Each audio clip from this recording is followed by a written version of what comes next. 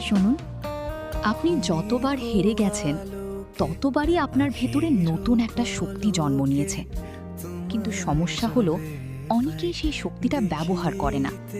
মনে রাখবেন, সফল মানুষ আলাদা কিছু করে না, তারা শুধু হাল ছাড়ে না। আপনি হয়তো এখন কঠিন সময়ের মধ্যে আছেন, সবকিছু ঠিক যাচ্ছে না, কিন্তু এই সময়টাই আপনার সবচেয়ে গুরুত্বপূর্ণ সময়। কারণ এই সময়টাই আপনাকে তৈরি করছে।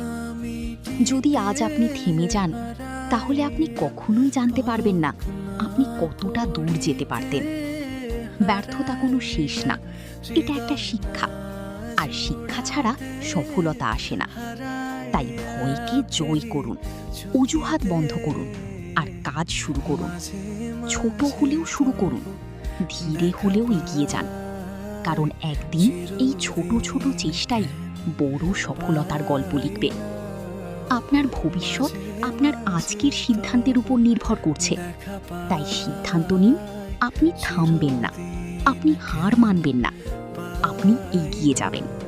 কারণ আপনি পারবেন।